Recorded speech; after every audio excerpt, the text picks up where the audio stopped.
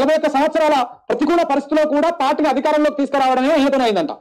ఎవరు? లోకేష్ బాబు తోటి. పప్పు మనకు ఆంధ్రప్రదేశ్ లో పప్పు అంటే బాగా తెలుస్తుంది, ఆ జనాలకు కూడా బాగా అర్థమవుతుంది.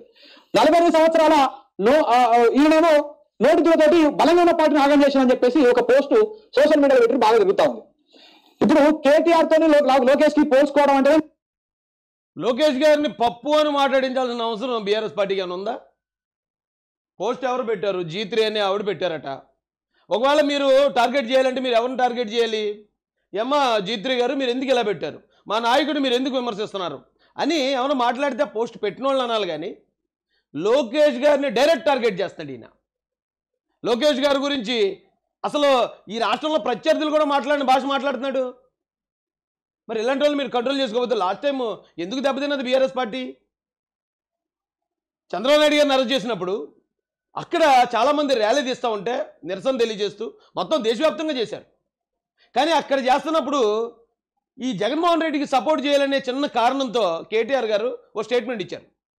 ఎక్కడో జరిగితే మీరు అక్కడ చేయాలి కానీ ఇక్కడ ఎందుకు చేస్తున్నారు, ఇక్కడ చేస్తే ఇక్కడ కూడా శాంతి భద్రతలు ఇది వస్తుంది కదా, ఇక్కడ చేయనివ్వు అని చెప్పి అడ్డుపడ్డారు. అడ్డుపడితే ఆ కారణంగా తెలంగాణ రాష్ట్రంలో ఉన్న చంద్రబాబు నాయుడు గారి అభిమానులు అందరూ బీఆర్ఎస్ పార్టీకి వ్యతిరేకంగా ఓటేశారు. తెలంగాణ ప్రాంతంలో తెలుగుదేశం పార్టీకి చంద్రబాబు నాయుడు గారికి లోకేష్ గారికి ఓటింగ్ ఉంది తప్ప ఆంధ్రప్రదేశ్లో కేసీఆర్ గారికి కేటీఆర్ గారికి ఓటింగ్ లేదు.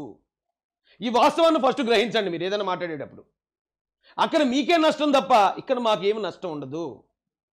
ఆ రోజున కేటీఆర్ గారు ఆ మాట అనుకుండా ఉండుంటే ఇంత దారుణమైన పరాభవం ఓటమి బీఆర్ఎస్కి వచ్చి ఉండకపోనేమో. ఎప్పుడైతే మీరు టార్గెట్ చేశారో, ఎప్పుడైతే తెలుగుదేశం పార్టీని మీరు జగన్మోహన్ రెడ్డిని వెనకేసుకొచ్చారో తెలుగుదేశం పార్టీ అక్కడ పోటీ నుంచి విరమించుకుంది. తదనుగుణంగా ఏం జరిగింది మీ అందరికీ తెలుసు. మళ్ళీ ఎందుకు తెలుగుదేశంతో కొలుక్కోవటం? మీరు తెలుగుదేశమే మీ ప్రత్యర్థి కాదు కదా. ఎవరో ఎక్కడో పోస్ట్ పెడితే మీరు లోకేష్ గారిని తిడతారా? ఆ సోషల్ మీడియా వాలంటీర్లకు చెప్తున్నాను, ఎందుకంటే మీరు చేసిన తప్పు నేను చేయను. ఎవరో పెట్టిన పోస్టుకి మీరు లోకేష్ గారిని టార్గెట్ చేసి విమర్శించినట్టు నేను కేటీఆర్ గారిని విమర్శించను. కానీ ఇది తప్పు, మీకే నష్టం. నక్కకు నాగలోకానికి పోల్చుకున్నంత తేడా ఉంటుంది. లోకేష్ చంద్రబాబు లేకపోతే నథింగ్, చంద్రబాబు లేకపోతే నథింగ్. చంద్రబాబును పక్కన పెట్టి ఈయన ఏదైనా కార్యక్రమం, ఏ కొడుకైనా తండ్రి లేకపోతే నథింగే. ఏ కొడుకైనా జగన్మోహన్ రెడ్డి అయినా నథింగే, కేటీఆర్ గారు అయినా నథింగే, ఎవరైనా నథింగే. తండ్రి లేకపోతే కొడుకు ఎక్కడి నుంచి వస్తాడు? జగన్మోహన్ రెడ్డి ఇప్పుడు కూడా వాళ్ళ తండ్రి ఫోటో పెట్టుకోకుండా అతను రాజకీయం చేయలేడు. కేటీఆర్ గారు ఆయన ఎంత బాగా అనర్గళంగా మాట్లాడవచ్చు, ఎంతో తెలివైనడు అవ్వచ్చు, కానీ కేసీఆర్ గారు లేకపోతే ఆయన కూడా నథింగే. ఒక వారసత్వం నుంచి వచ్చిన వ్యక్తుల అభిమానులు మరొక వారసత్వాన్ని విమర్శించడం చాలా విడ్డూరం. ఇది చాలా కామెడీ అండి. లోకేష్ గారి గురించి మీకు తెలియదేమో, మీరు దూరంగా ఉన్నారు కాబట్టి. ఈ రాష్ట్రంలో ఉన్న వాళ్ళం కాబట్టి మాకు తెలుసు లోకేష్ గారు ఎక్కడి నుంచి మొదలయ్యారు, ఎలాంటి దెబ్బలు, ఎలాంటి బాధలు, ఎలాంటి దాడుల్ని ఆయన తట్టుకుని నిలబడ్డాడు, ఎలాంటి రాక్షసులతో ఆయన పోరాడాడు, యోగాలం పాదయాత్ర పేరుతో రాష్ట్రంలో ఎంత చైతన్యం తీసుకొచ్చాడు. ఎలా నిజంగానే మీరన్నట్టు అమాయకంగా ఉండే వ్యక్తి కణకణమనే మండే నిప్పులా ఎలా మారాడు రాష్ట్రం కోసం. ఈ రాష్ట్ర ప్రజలకు తెలుసు. అందుకే 164 సీట్లు కట్టబెట్టారు ఇక్కడ ఈ రాష్ట్రంలో. అలాంటి వ్యక్తుల గురించి మాట్లాడేటప్పుడు కొంచెం ఆచితూచి మాట్లాడడం మంచిది. లేదంటే మళ్ళీ తెలుగుదేశం మీడియా మొత్తం బీఆర్ఎస్ని పట్టుకుని బీఆర్ఎస్ని టార్గెట్ చేసి అవసరమా? ఇది అవసరమా? ఎవరో ఎక్కడో 100 రకాల మనుషులు 100 రకాల కామెంట్లు పెట్టుకుంటారు, పోస్టులు పెట్టుకుంటారు. అందుకని లోకేష్ గారిని టార్గెట్ చేస్తారా? ఏమండి పోనీ కేటీఆర్ దానికి ఎందుకు? పక్కన జగన్మోహన్ రెడ్డి ఉన్నాడు. జగన్మోహన్ రెడ్డి ఈయన నాకు తెలిసి దరిదాపుగా అటు ఇటుగా సమాన. జగన్మోహన్ రెడ్డి మీద ఈ దురదే తెలంగాణ రాష్ట్రంలో ఉన్న తెలుగుదేశం అభిమానులందరినీ కూడా బీఆర్ఎస్ పార్టీకి వ్యతిరేకంగా ఓటేసేలా చేసింది. అలా మీకు ఎందుకయ్యా జగన్మోహన్ రెడ్డి పని? ఆయన కూడా మీకు ఎందుకు? బీఆర్ఎస్కి మీకు ఆయనకి సంబంధం లేదు. రెండు వేరువేరు రాష్ట్రాలు, వేరువేరు పార్టీలు. ఒక పక్కన దాదాపు 16 నెలలు జైల్లో చెప్పకూడదని 31 కేసుల్లో ఇరుక్కుని ఇప్పటికి ఇంకా తల్లిని చెల్లిని కూడా కోర్టుకి ఇచ్చి సొంత బాబాయిలు లేపిన వాళ్ళకి సపోర్ట్ చేసి కోడికత్తి డ్రామాలాడి ఇంత దారుణం చేశాడు ఈ రాష్ట్రంలోని. ఈ రాష్ట్ర ప్రజలని 11 సీట్లలో కూర్చోబెడితే మరి ఇప్పటికి ఇంకా మీకు దోలదేరలేదంటే ఎవడు చెప్తాడు మీకు? ఈ సోషల్ మీడియా వాలంటీర్లు ఎలాంటి వాళ్ళకి. ఇప్పటికి ఇంకా మీరు జగన్ వెనకేసుకొస్తూ మీరు లోకేష్ గారిని టార్గెట్ చేస్తూ మీ ముప్పు మీరే తెలంగాణలో కొందెచ్చుకుంటూ ఉంటే ఎవడ మాత్రం ఏం చేయగలడు? జగన్ను పొగట్టడం వల్ల ఒక్క ఓటు యాడ్ అవుతుందా మీకు? ఒక్క ఓటు యాడ్ అవుతుంది అక్కడ. లోకేష్ గారిని తిట్టడం వల్ల తెలుగుదేశం అభిమానులు ఒక్కడు ఓటేస్తాడా మీకు? ఎందుకే తెలుగు తక్కువ రాజకీయం చేస్తున్నారు? ఎందుకు లేని శత్రువులను గెలుక్కున్నారు? ఎందుకు గోకి మరీ గొడవ తెచ్చుకుంటున్నారు? ఇప్పుడు పడ్డ పుండు చాలదా మీకు? సోషల్ మీడియా వాలంటీర్లకు మాత్రమే చెప్తున్నాను నేను. మీకు మాకు బీఆర్ఎస్కి తెలుగుదేశానికి డైరెక్ట్ శత్రుత్వం ప్రత్యర్థిత్వం లేదు కాబట్టి మా నాయకుల గురించి ఎక్కడా కూడా ఇలాంటి తప్పుడుగా మాట్లాడే ప్రయత్నం చేయకండి.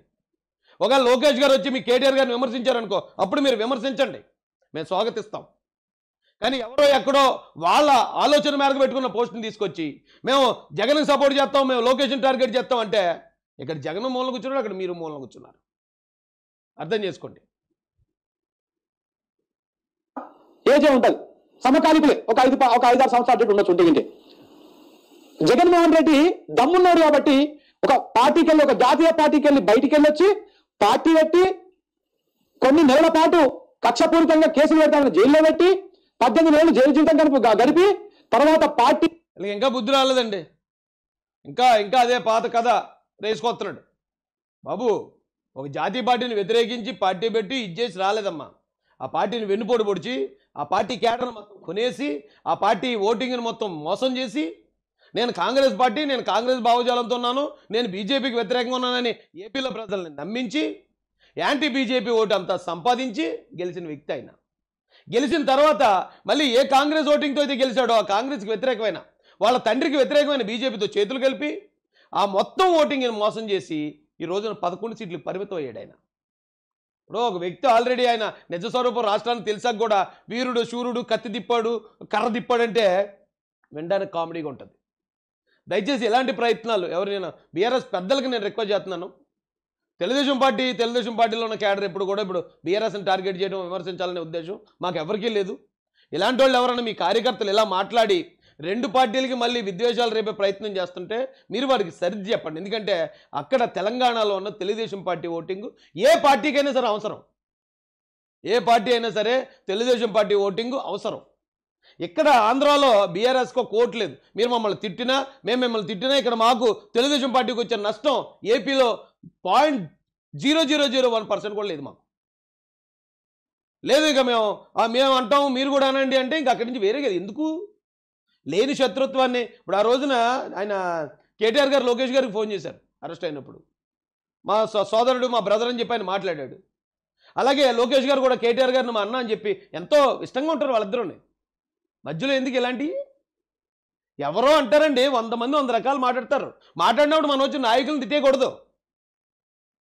అది సోషల్ మీడియాలో మాట్లాడుతున్న ఇలాంటి వాలంటీర్లకి బీఆర్ఎస్ పార్టీ నాయకత్వం సర్ది చెప్పి వద్దురా, లాస్ట్ టైం టీడీపీతో పెట్టుకున్న సున్నం వల్ల మనకు జరిగిన నష్టం చాలు, ఏమైనా ఉంటే చంద్రబాబు నాయుడు గారిని లోకేష్ గారిని కలుపుకుపోదాం. ఎందుకంటే వాళ్ళు మనల్ని ఎప్పుడు విమర్శించరు, మనల్ని ఎప్పుడు టార్గెట్ చేయరు. అలాంటి వాళ్ళతో మనకెందుకు? జగన్మోహన్ రెడ్డి మనకేం సపోర్ట్ చేస్తాడు? ఇప్పుడు డబ్బులు ఏమైనా సాయం చేస్తాడో జగన్మోహన్ రెడ్డి అంటానికి కేసీఆర్ గారు కేటీఆర్ గారు డబ్బులు ఏమైనా లోటా వాళ్ళకి?